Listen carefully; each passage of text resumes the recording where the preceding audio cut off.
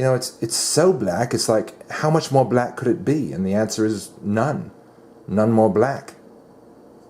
Stick around for my review of the Benchmade 943 all black version.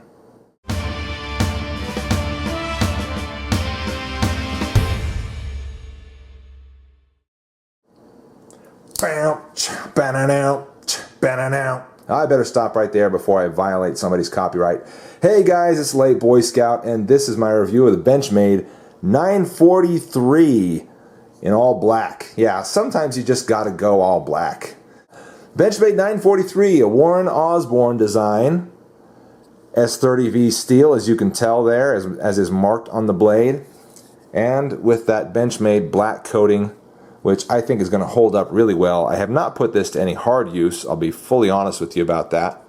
But here's a knife that has seen some, well, a good amount of use anyway. I don't know about hard use, but a good amount of EDC use, also with Benchmade's black coating, holding up very, very well. That's the Mini Griptilian 555. Yeah, great knife, great knife. Also having the axis lock, which the 943 also has. And I talked about this in my review of this one right here, the McHenry and Williams designed, what is it called? 710, that's right. 710. I just love that axis lock. This is the first knife that the axis lock came on. Awesome, awesome design. And I love that Benchmade has put it on so many of their folders. Of course, they love that too because it's just a great lock. Well, so what did I love about this knife so much? Well, it's kind of hard to deny what one would love about a knife like this. Isn't it just absolutely sexy? Yeah. If there's such a thing as a sexy pocket knife, this is it right here. Yeah, baby. Gorgeous. Let's talk about the ergos on it. Feels really nice in hand. It's not a beefy knife in hand, you know, and some folks really like beefy knives. I've got a friend with one of the other Benchmades. I can't remember which number it is, which model it is, but it's got a beefy handle.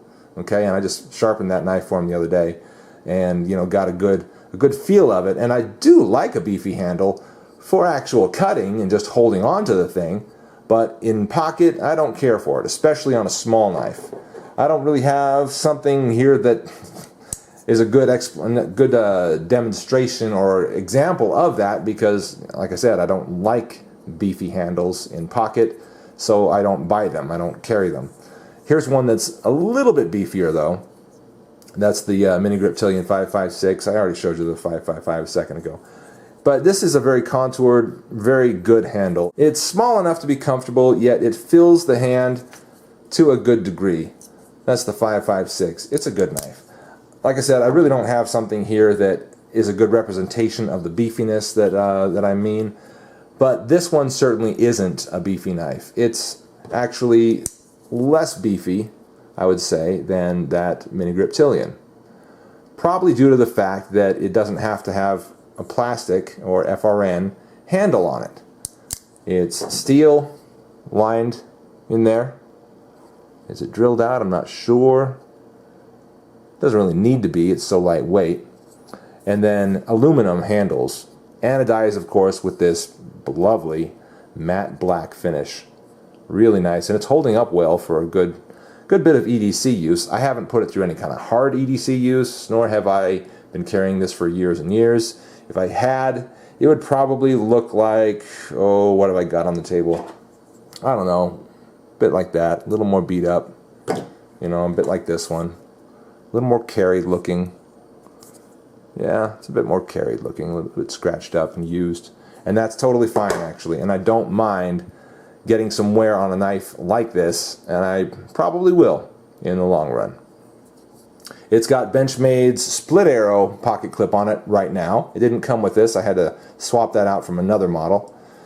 But it'll, you know, it basically takes the standard Benchmade pocket clips, okay? It'll take that one, it'll take that one, and you know, those are kind of the standardized Benchmade clips. And it goes on either side, tip up carry only. Again, with the contours in the handle, they feel nice. You can see obviously a nice swell up here, a good little choil here, a slight ramp there.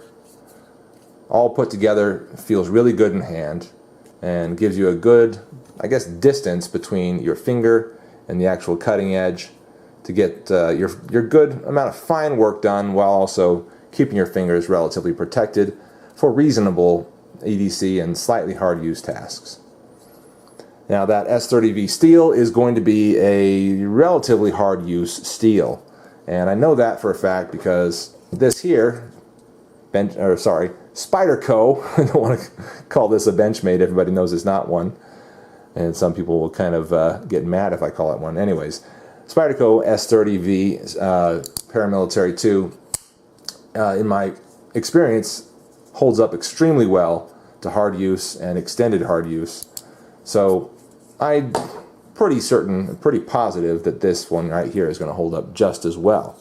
It's got a nice flat ground edge to it, blade to it, with a nice long swedge on the top, all giving itself, all giving that blade a really beautiful look and a very pointy kind of piercing look. And I'll tell you what, in some very mild stab tests that I did into crumpled sheets of paper and things like that, densely crumpled paper, this penetrated faster and deeper than, well, this here, for instance. Okay, that's got a nice point to it, but it's not quite as fine and delicate as the one on the Osborne. So, any other number of knives are not going to penetrate quite as quickly and easily as this long, pointy knife will. I guess I'd call that a clip point, although it's kind of a modified and extreme version of a clip point. If it were a drop point, it'd probably be a little more gradual. Whatever the case, I think it's a beautiful blade shape. Obviously, we've got blackened thumb studs that allow us to get that blade out pretty quick. That was a pretty bad one. There we go, nice and authoritatively. This knife is thoroughly broken in, carried it quite a bit. And of course the axis lock, which allows us to both open and close it one-handedly in a variety of ways. It's a fantastic lock, very comfortable and fun to use. You can take this knife down, disassemble it if you choose to. I would not, I'd just send it back to Benchmade. How is the lockup and the centering? Darn near perfect. Looks like it's almost perfect, almost there, almost perfect centering. That beautiful titanium, kind of a blue colored titanium back spacer. It's really nice to look at. A little bit of texturing up there, obviously, and I didn't mention that there's some in the finger choil as well. No lanyard hole. For those of you that absolutely need and love a lanyard hole, you're going to be out of luck with this knife. So, search elsewhere. The 943 is a sibling to the 940, which shares the same contours and handle, the same steel. The big difference being the blade shape. It's a little more reminiscent of what we see on this. This is actually sort of an imitation of the Rift. This is a Chinese knockoff of the Benchmade Rift, also an Osborne design. However, the blade shape is very similar on the 940. Sorry, not the 943, this is the 943, but the 940 has a similar blade shape. Obviously not the same amount of girth, not the same broad blade, but the way that it's actually shaped, the way it's sort of this reverse-tanto, where it just sort of clips and goes down like that, and scoops up with a little belly here, it's very similar on the 940. It kind of comes all the way out and then shoots down for a little reverse-tanto. And it has a little bit of a swedge as well. Now I think the 940 is a sweet looking knife, but it seems like everybody's got it. And yeah, sometimes that's one of those things where if everybody's got that knife, it's not special enough for you. You want something that's a little more special, especially if you're going to spend the kind of money you're going to spend on a knife like this. And how much are you going to spend on this?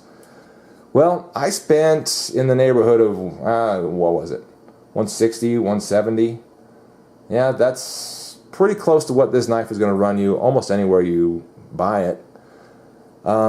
It's really kind of a cool factor thing. If you want a special knife, something that you can be proud that you own, whether you're going to show it off to a lot of people or just kind of hold it in your hands and be proud that it's yours. Let's take just a second and compare it to a couple of other knives. Here's one that's not remotely expensive or special, the Kershaw Chill. Around the same size, certainly cutting edge is nearly the same. And the handle is close enough. You know, in hand, they both feel great. They feel nice. This one feels better, without a doubt. But they're both very usable knives. This one, the 8CR13 MOV, is far more serviceable, but dulls quite a bit more quickly than the S30V on the Osborne. Another good knife. Here we go. How about the Spyderco Senefonte 3? Oh, that's a real nice gentleman's folder. Either one of these is an excellent gentleman's folder. This one's slightly more tactical looking, obviously, because it's all black, but it sure is gorgeous. So there, Senefonte 3 comes in very close as far as size and I think contours and ergonomics. Good knife too. Then here's another very special one to me. That's the Spyderco Cali 3.5.